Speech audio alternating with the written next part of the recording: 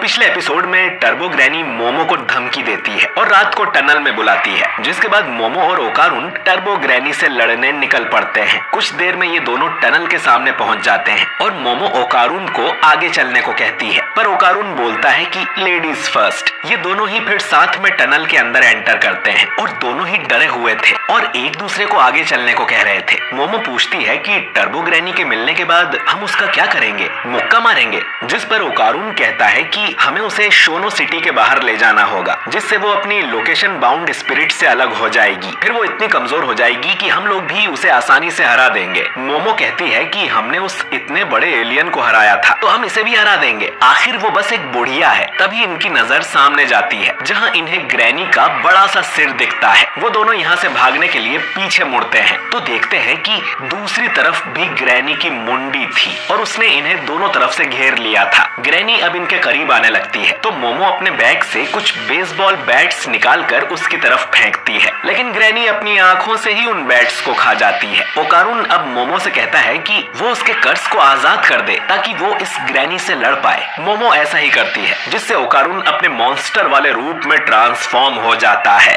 और इस रूप में वो हमेशा ही मनहूसियत की बातें करता है, जैसे कि मैं तो आज पक्का मर जाऊंगा। ओकारुन अब ग्रैनी की तरफ बढ़ने लगता है, पर अचानक ही वो वापस इंसान बन जाता है। मोमो को समझ नहीं आता कि ये कैसे हुआ। उसे ओकारुन के अंदर वो भूत वाला ऑरा भी नहीं दिख रहा था। अब टर्बो ग्रैनी कहती है कि मैंने उसका केला लौटा दिया है, जिससे उसके अंदर अब कोई भी कर्स नहीं है। उसे लगा नहीं था कि ओकारुन उसकी पावर से ट्रांसफॉर्म हो जाएगा, लेकिन अब वो अपनी कर्स पावर इन्हें यूज नहीं करने देगी और दोनों को कच्चा चबा जाएगी। ग्रैनी के दोनों सिर अब उन्हें खाने आगे बढ़ते हैं और मोमो को अपनी दादी की बात याद आती है कि टर्बो ग्रैनी को अपने भागने की स्पीड पर बहुत घमंड है, तो इन्हें उसे उकसाना होगा। मोमो अब ऐसा ही करती है और कहती है कि तुम्हारा नाम तो टर्बो ग्रैनी है ना, तो एक रेस हो जाए और दम है तो उसमें हमें हरा के दिखाओ। मोमो की बातें सुन ग्रैनी अपने नॉर्मल रूप में आती है और कहती है कि उसे मोमो का चैलेंज मंजूर है, उसे कोई रेस में नहीं हरा सकता और वैसे भी वो जब चाहे तब इन दोनों को खा सकती है, तो उसे कोई जल्दी नहीं है। ग्रैनी अब इनसे रेस के नियम पूछती है, जिस पर मोमो बताती है कि वो पकड़म पकड़ाई खेलेंगे। अगर ग्रैनी ने उन्हें पकड़ लिया तो वो जीत गई। वो अब ग्रैनी को 10 मिनट्स तक काउंट करने को कहती है ताकि ये दोनों आगे भाग सकें।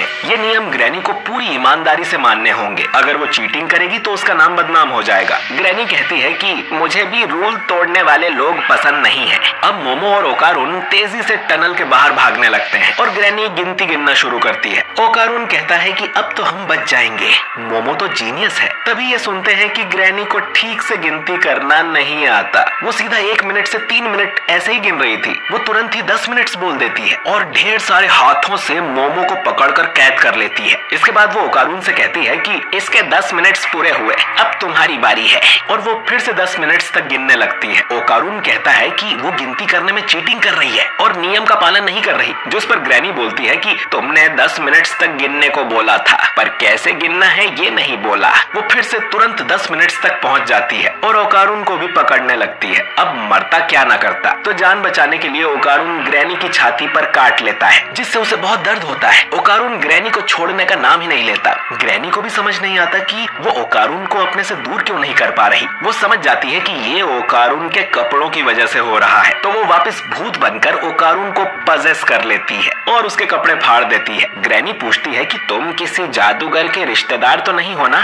वो अब फिर से मोमो को खाने आगे बढ़ने लगती है, लेकिन उसे अचानक ही ऐसा फील होता है जैसे कोई उसे अपने हाथों से दबा रहा हो। ये मोमो कर रही थी, जो भले ही देख नहीं सकती लेकिन ग्रैनी का ऑरा महसूस कर सकती है, और वो अपने हाथों से उसको दबा देती है और उसे ओकारुन के शरीर में ही सील कर देती है और ओकारुन भी मोमो को आजाद कर लेता है। मोमो ग्रैनी से कहती है कि हमने तुम्हें पकड़ लिया है बुढ़िया, अब हम तुम्हें टॉर्चर करेंगे। पर तभी दीवार तोड़ के इनके सामने एक बड़ा सा केकड़ा आ जाता है, जो कि असल में वही लोकेशन बाउंड स्पिरिट था। वो केकड़ा सब कुछ तोड़ते हुए इनके पीछे पड़ जाता है और ये दोनों बाहर सड़क पर भागने लगते हैं। ओकारुन पूछता है कि ये लोकेशन बाउंड स्पिरिट एक केकड़े जैसा क्यों दिख रहा है, जिस पर मोमो कहती है कि दादी ने कहा था कि कुछ भूत केकड़े का रूप ले लेते हैं ताकि आत्माओं की नदी स्टिक्स को पार कर सके, लेकिन ये केकड़ा ज्यादा समझदार नहीं था और कहीं भी अटैक कर रहा था। मोमो ओकारुन से कहती है कि वो ट्रांसफॉर्म होकर दोनों को यहाँ से निकाले। ओकारुन ऐसा ही करता है और मोमो को अपनी पीठ पर बैठाकर टर्बो स्पीड से भागने लगता है। ग्रैनी चिल्लाती है कि मेरी परमिशन के बिना मेरी पावर यूज मत करो।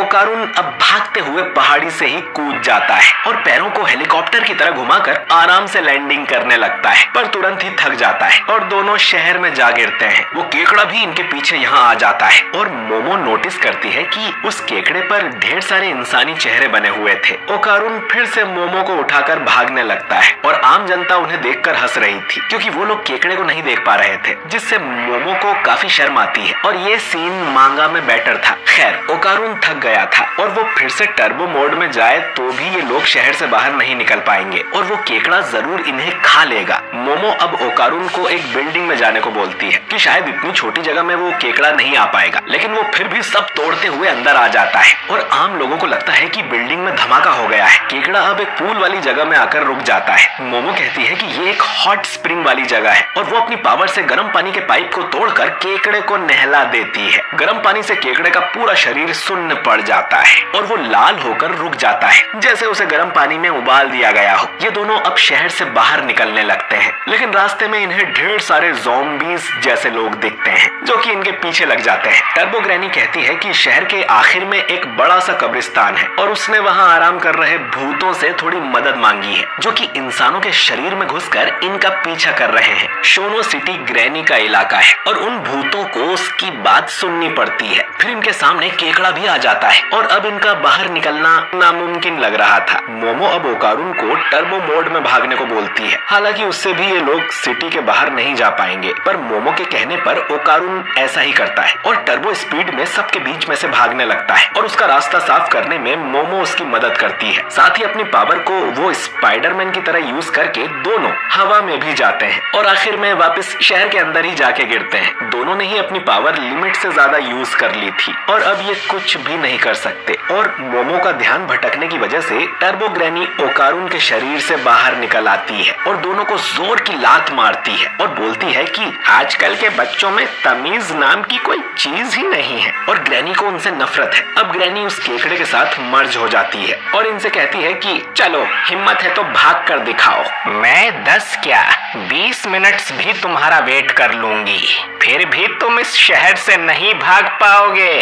मोमो कहती है कि उसे बस 1 सेकंड चाहिए और इतना कहकर वो अपने ऊपर से गुजर रही ट्रेन को पकड़ लेती है और ओकारुन के साथ उसके ऊपर बैठ जाती है। टर्बो ग्रैनी की स्पीड 100 किलोमीटर प्रति घंटा थी और इस ट्रेन की 120 किलोमीटर पर आवर, लेकिन ग्रैनी तुरंत ही इन तक पहुंच गई थी क्योंकि ट्रेन हमेशा फुल स्पीड पर नहीं भागती, पर ग्रैनी भाग सकती है। लेकिन मोमो अब अपनी पावर से ग्रैनी को पकड़ लेती है। असल में इन्होंने ट्रेन की पटरी पर ही ग्रैनी के लिए जाल बिछाया हुआ था और मोमो की दादी सेइको इनका शहर के बाहर वेट कर रही थी और उसने पटरी पर ढेर सारे तालिस्मान लगा दिए थे। अब जैसे ही ये लोग शोनो सिटी के बाहर आते हैं तो टर्बो ग्रैनी और उस केकड़े वाली स्पिरिट का एग्जॉर्सिज्म होने लगता है। मोमो देखती है कि उस स्पिरिट में से ढेर सारी लड़कियों की आत्माएं निकलती हैं जो अब तक उस लोकेशन बाउंड स्पिरिट में कैद थी। स्टेशन आते ही मोमो ओकारुन के साथ ट्रेन से उतर जाती है और उन्होंने टर्बो ग्रैनी और उस केकड़े वाली स्पिरिट दोनों का खात्मा कर दिया था। इसके बाद ये लोग उसी टनल पर फूल चढ़ाने जाते हैं। सेइको बताती है कि ये टनल एक क्राइम करने की जगह हुआ करती थी जहाँ छोटी लड़कियों को लाकर उन्हें टॉर्चर किया जाता था और मारकर यहीं फेंक दिया जाता था। उन सब की आत्माओं से ही लोकेशन बाउंड स्पिरिट बना था और आज उन्हीं लड़कियों की आत्माओं को शांति मिल गई है। टर्बो ग्रैनी ऐसी जगहों पर जाती है जहाँ लड़कियों की आत्माएं भटक रही हो और वो उन्हें दिलासा देती है ताकि उनकी आत्मा को शांति मिल जाए, मगर आत्माओं को जिंदा लोगों से छेड़खानी नहीं करनी चाहिए। ठीक जैसा जिंदा लोगों को आत्माओं का मजाक नहीं उड़ाना चाहिए, उनके इलाके में घुसना बदसलूकी होती है। आत्माओं और जिंदा लोगों को इस नियम का पालन करना चाहिए कि दोनों एक दूसरे के इलाके में दखल ना दें। खैर, टर्बो ग्रैनी को मारने की खुशी में शाम को ये लोग पार्टी करते हैं जिसमें मोमो और उसकी दादी एक केकड़े के लिए लड़ने लगते हैं। ओकारुन को समझ नहीं आता कि आज जो हुआ उसके बाद ये लोग केकड़े कैसे खा सकती हैं। सेइको ओकारुन से पूछती है कि उसका केला तो वापस मिल गया है ना,